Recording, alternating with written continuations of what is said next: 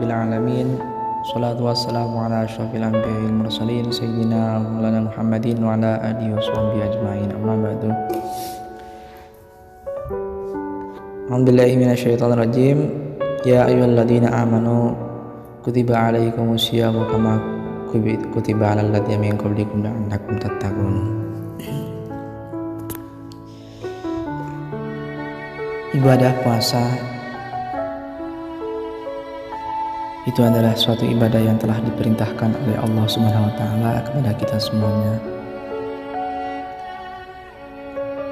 untuk mengetahui apakah hambanya itu beriman ataupun tidak. Dalam ayat tersebut sudah bisa kita pahami, ya ayyuhalladzina amanu, hai orang-orang yang beriman. Apakah kita termasuk orang yang beriman? Maka iman itu bukan hanya dengan ucapan, tapi juga dengan perbuatan perilaku. Perlu bukti. Apa itu? Apa buktinya? Ya, salah satu bukti kalau kita beriman adalah melakukan ibadah puasa. Karena hanya orang yang berimanlah yang melakukan ibadah puasa. Agar supaya apa? La'allakum tattaqun, agar kita termasuk orang yang bertakwa. Karena di mata Allah semuanya manusia itu sama, kecuali orang-orang yang bertakwa. Maka mudah-mudahan puasa yang kita lakukan di bulan Ramadan ini bisa menambah derajat ketakwaan kita di sisi Allah Subhanahu wa taala dan mendapatkan keridhaan dari Allah Subhanahu wa taala. Ya.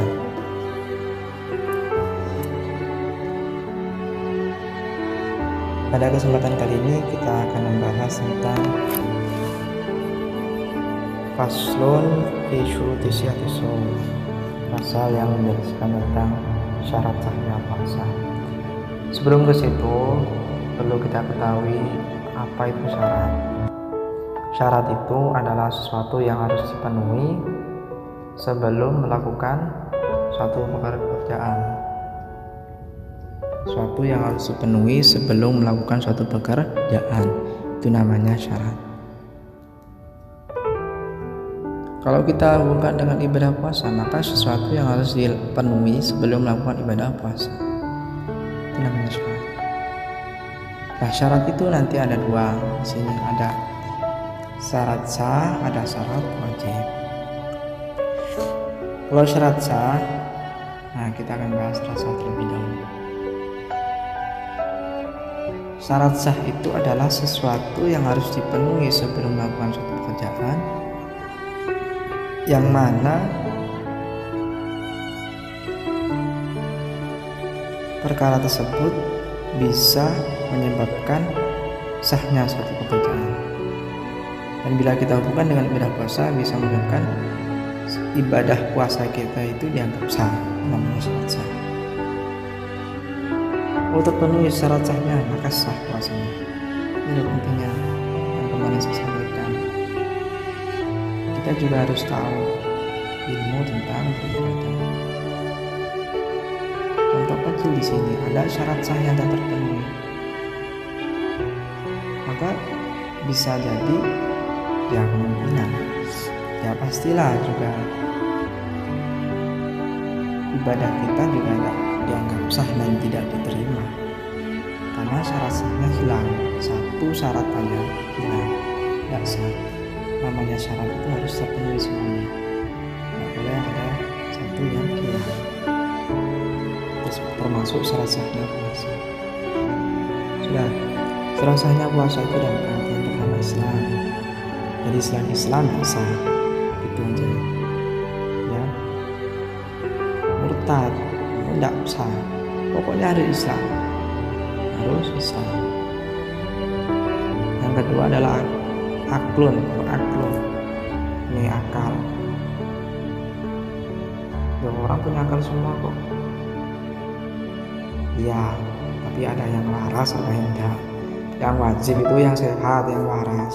Kalau yang tidak sehat, tidak waras, tidak sah. Orang gila kok puasanya tidak sah gitu, karena tidak berakal sehat maksudnya. Dan yang ketiga adalah nakok min mahwi haidin, suci dari haid ataupun semisalnya.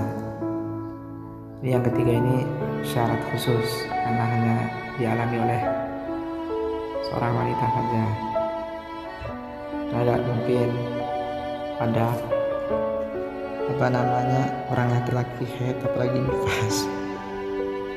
Ya, makanya biasanya itu seorang perempuan itu dia sahur kemudian puasa dari pagi, ketika berbuka tinggal 10 menit biasanya pengen ke kamar mandi. Setelah ke kamar mandi yang kelewat ternyata tidak sesuai yang diharapkan, maka ya langsung tidak sah, langsung batal puasanya karena syaratnya hilang. Makanya saya sampaikan 3 syarat ini ada 4. Islam akan berakal, kemudian suci dari haid dan semisalnya, itu harus ada dari terbitnya fajar sampai tenggelamnya matahari. Kurang 10 menit, kalau kurang 10 menit, kalau kurang 1 menit, karena puasanya belum selesai. Lalu ketika sudah masuk maghrib, kemudian mungkin sebelum kita mandi, kemudian telah keluar sesuatu yang tidak biasa keluar, maksudnya tiap harinya keluar, maka puasa tadi masih dianggap sah. Ini sesuai dengan pengertian puasa yang kemarin saya sampaikan. Setelah itu ada imsakun an-muftirin biniyatin susotin dan an-hari. Qabilun disawmi bil muslimin wa aklin anaqain an haidin, suci dari haid dan nifas. Makanya harus terpenuhi dari awal terbitnya fajar sampai tenggelamnya matahari. Nah, yang terakhir adalah mengetahui ilmun biqaumin, ilmun mengetahui bahwasanya waktu itu bisa dilakukan puasa. Karena nanti ada puasa itu, ada hari di mana itu dilarang puasa, dilarang untuk melakukan puasa. Dia ada 5 hari. Ada 5 hari. Yang 2 itu hari raya Idul Adha dan hari raya Idul Fitri dan hari raya Idul Adha. Dilarang untuk puasa. Kemudian yang nomor 3, 3, 4, 5 itu hari tasyrik. Hari tasyrik itu setelah hari raya Idul Adha. Tarwiyah, Arafah, Idul Adha. Kemudian 8, 9, 10, 11, 12, 13 Dzulhijjah itu namanya hari tasyrik, itu dilarang puasa. Ini 5 hari dilarang. Filmnya rajin puasa, tetap tidak boleh. Pokok puasanya tidak sah, karena tidak boleh gitu. Tidak bisa untuk melakukan puasa itu tidak sah. Dan jadi ada 4 ya. Yang 3 itu harus ada dari awal terbitnya fajar sampai tenggelamnya matahari. Islam, akid dan perselingkuhan. Yang terakhir adalah mengetahui bahwasanya hal tersebut boleh atau bisa dilakukan untuk puasa. Nah, itu syarat-syaratnya puasa. Sekarang kita masuk faslun fi syuruti wujudi shaum, pasal tentang syarat wajibnya puasa. Kalau tadi syarat sah, sesuatu yang membuat ibadah itu dianggap sesuatu yang membuat ibadah yang kita lakukan itu dianggap sah, itu harus memenuhi syarat tersebut. Kalau syarat wajib, maka sesuatu yang bila terpenuhi maka kita wajib untuk melakukan puasa. Bila ada salah satu yang hilang maka tidak terkena kewajiban gitu. Itu namanya syarat wajib. Jadi ada 5 syarat wajib puasa, ada 5. Yang pertama adalah Islam. Jadi harus Islam. Kalau bukan Islam maka tidak wajib, tidak terkena kewajiban. Kalau murtad, kalau murtad itu kan dulunya pernah Islam. Kalau dulunya pernah Islam, kemudian dia sekarang murtad, maka dia tetap terkena kewajiban. Gimana puasanya? Kan orang murtad kan tidak sah puasanya. Nah itu akibatnya kenapa murtad?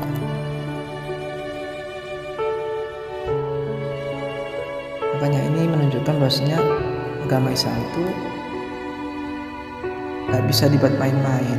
Masuk bentar 1 hari kemudian keluar lagi dari Islam, tidak bisa dibuat main-main. Sehingga ketika nanti ada orang murtad kayak gitu, dia tetap terkena kewajiban untuk melakukan ibadah yang ada pada agama Islam. Sehingga ketika nanti dia itu kembali ke Islam, maka dia harus mengqadai ibadah yang selama dia tinggalkan semasa murtad. Puasa 1 hari murtad, hari raya kembali lagi Islam, maka dia harus mengqadha 30 hari puasa itu beserta dengan sholat-sholatnya. Maka buat apa untuk murtad? Maka na'udzubillah. Itu pertama harus Islam. Yang kedua adalah taklif. Taklif itu apa? Apa itu?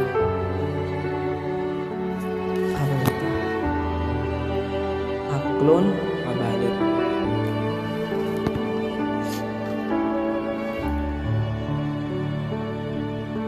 Balik itu namanya taklif. Berakal dan juga balik. Taklif itu dalam kitab itu diterangkan aklun wa balik. Itu namanya taklif. Apa taklif itu? Berakal dan balik. Jadi kalau berakal toh tidak balik, tidak wajib. Anak kecil balik tapi tidak berakal, orang gila, tidak wajib. Jadi harus Islam, berakal dan juga balik.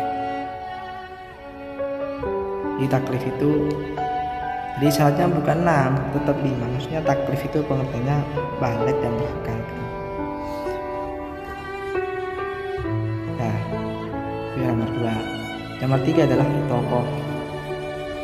Itoqoh itu adalah kuat, mampu, qudrah, mampu untuk melakukan puasa. Sehingga ini mewajibkan orang-orang yang sudah tua renta, yang sudah tidak mampu untuk melakukan puasa, tetapi mereka tetap harus mengganti puasa mereka dengan cara membayar fidyah. Boleh tidak puasa, tapi dia harus mengganti puasanya dengan membayar fidyah. Yang nomor 4 adalah sehat, tidak sakit. Ini mengecualikan orang yang sakit parah. Jadi kita diterangkan la yurjabu, sakit yang tidak diharapkan kesembuhannya. Yang sakit parah lah, bukan sakit biasa, sakit parah, sakit gila kan enggak. Ya sakit parah tidak boleh puasa. Ya boleh tidak puasa, tidak terkena kewajiban gitu. Tapi harus mengganti puasanya tersebut dengan membayar fidyah, sama seperti orang tua tadi. Kalau di redaksi kitab yang lain itu jadikan 1. alasannya pun alasan dan penggantinya pun jadi satu, di kibrin au marodin gitu, sehingga dia harus mengganti puasanya dengan berhijrah. Nah, yang terakhir adalah iqomah.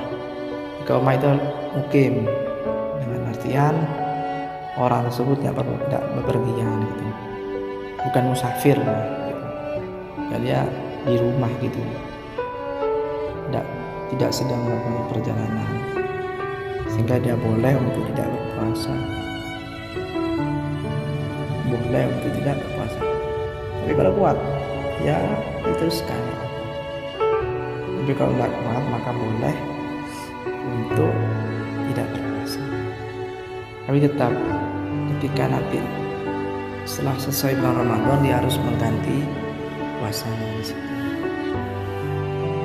Musafir 5 hari dia harus mengkodok puasanya selama 5 hari. Kalau cuma 1 hari dia mengkodok 1 hari. Jadi sekali lagi syarat wajibnya puasa itu ada 5.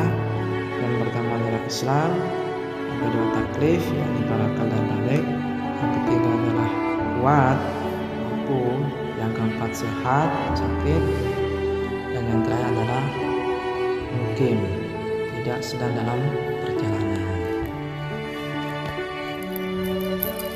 Itu syarat wajib puasa. Itu syarat sahnya puasa ada 4, syarat wajibnya puasa ada 5. Nah, kita masuk yang terakhir, faslun di arkani shaumi, pasal yang menjelaskan tentang rukun puasa. Kalau di redaksi kitab yang lain itu fardu, maksudnya fardunya puasa, faro itu shaumi gitu. Tapi sama saja, tidak bahas saja. Tetap sama-sama sesuatu yang harus dipenuhi. Arkan, rukun itu. Nah, kalau syarat tadi itu kan sebelum melakukan satu pekerjaan. Kalau rukun itu di dalamnya, rukun sholat. Berarti sesuatu yang terjadi di dalamnya. Contohnya iktidal, ruku, baca Fatihah. Rukun puasa, apa yang dilakukan pada waktu puasa itu. Rukunnya puasa itu ada 3. Yang pertama niat. Nah, niat ini memang diwajibkan. Kalau dihubungkan sama tadi kan rukun itu harus dilakukan pada waktu rukun itu sesuatu yang dilakukan di dalam suatu pekerjaan ataupun suatu ibadah. Jadi kok niat kok enggak? Niat itu kan dilakukan, ini kan niatun lailan di kulli yaumin fil fardi. Niat di setiap malam pada puasa fardu atau misalnya itu kan dilakukan di dalamnya, pasal di dalam pada waktu puasa. Ya, karena melaksanakan niat itu harus mentabid itu harus mengingatkan, harus dilakukan istilahnya di malam hari sebelum fajar. Nah, sudah gitu. Kalau syaratnya itu, kalau boleh rukun tetap kita lakukan sesuai dengan malam hari. Kalau puasa sunnah itu boleh untuk pagi hari dengan ketentuan dia belum melakukan sesuatu yang termasuk membatalkan puasa, makan, minum gitu dan yang lainnya. Kemudian kalau ada makanan mungkin puasa gitu selama sebelum terbentuknya matahari jam 12 siang itu, sebelum jam 20 dia sudah menyiapkan bahwa dia puasa. Jam 8 jam 9 10 maka boleh kalau puasa sunnah. Kalau puasa fardu wajib mentabid, harus menginapkan niat di malam hari. Itu rukun puasa yang pertama, yakni niat. Yang kedua, karena memang niat itu adalah inti dari segala sesuatu pekerjaan. Innamal a'malu binniyat. Kalau tidak ada niat, cuma menahan aja, ya enggak ada hasilnya, tidak dinilai ibadah karena tidak ada niat. Sama seperti orang yang berwudu itu, tidak niat, cuma basuh wajah, tangan, kaki, tapi tidak niat, maka dia tidak tidak melakukan ibadah. Wudu itu kan ibadah, tapi kalau tidak ada niat, ya seperti melakukan suatu pekerjaan biasa. Maka itu pentingnya niat yang membedakan antara adat dengan ibadah, itu adalah niat. Nah, rukun yang nomor 2 adalah tarku mufattirin, meninggalkan sesuatu yang membatalkan puasa. Dakiran, mukhtaran, jahil, makdurin, itu maksudnya orang tersebut itu sadar, tahu bahwasannya makan itu membatalkan puasa, minum itu membatalkan puasa, dan juga tidak dalam keadaan terpaksa.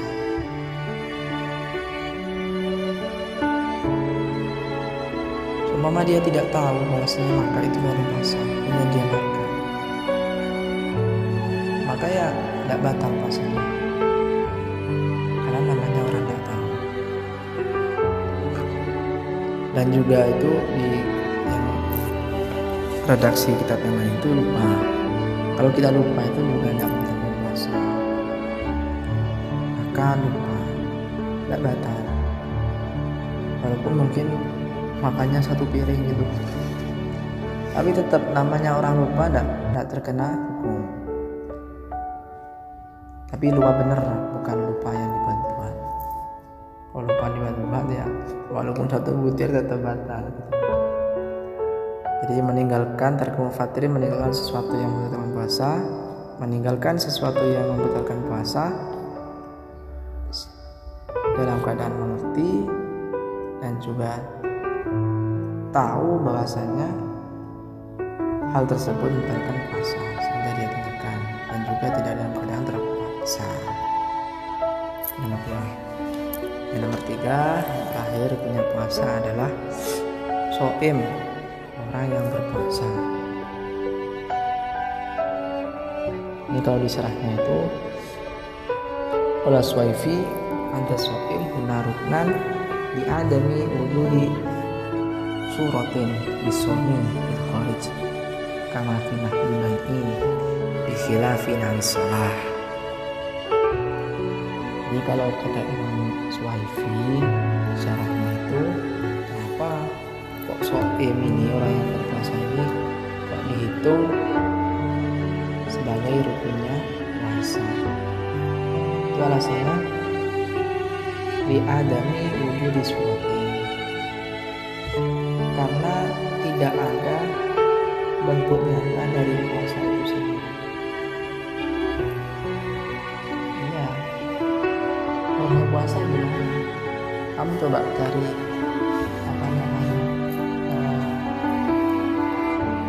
potret orang yang berpuasa gitu. Makanya di sini disampaikan bi khilafis sholat. Kalau sholat itu kan ada, maksudnya itu bentuk nyatanya itu ada yang memungkinkan untuk dibayangkan orang sholat, sehingga dalam sholat itu rukunnya tidak ada musolli. Musolli itu orang yang sholat. Shaim ini kan orang yang berpuasa, itu kan dimasukkan sama musolli. Kalau dalam ibadah puasa sholat itu musolli tidak dimasukkan, karena sudah ada sesuatu yang memiliki bentuk nyata, maksudnya gambaran yang itu bisa dikatakan sholat. Orang puasa gimana? Kan tidak bisa. Orang potret orang berpuasa kan tidak ada pegang perutnya, pegang kepalanya, kan tidak bisa gitu. Makanya sini musannaf memasukkan rukun puasa adalah shaim, orang yang berpuasa. Tapi di redaksi yang lain itu ada yang tidak memasukkan. Maksudnya shaim itu tidak dimasukkan dalam rukunnya. Tapi kalau di sini dimasukkan. Jadi ada niat meninggalkan sesuatu yang bukan puasa dan juga ada shaim. Itu rukunnya puasa ada 3. Jadi saya ulangi dari awal. Syarat sahnya puasa itu tadi ada 4. Islam, berakal, suci dari segala nifas, dan mengetahui akan diperbolehkannya pada hari itu untuk berpuasa. Yang nomor 5, yang selanjutnya syarat wajibnya puasa itu ada 5. Yang Islam, balik dan berakal, taklif ini mampu, sehat, dan mungkin tidak sedang pergian. Yang terakhir adalah rukun puasa. Ini harus niat malam hari ketika puasanya fardu, dan juga meninggalkan sesuatu yang membatalkan puasa. Yang nomor 3 adalah orang yang berpuasa. Mungkin itu saja yang dapat saya sampaikan. Kurang lebihnya saya mohon maaf yang sebesar-besarnya. Usikum binafsi bitaqwallah. Subhanakallahumma bihamdika asyhadu an la ilaha illa anta astaghfiruka wa atubu ilaik. Assalamualaikum warahmatullahi wabarakatuh.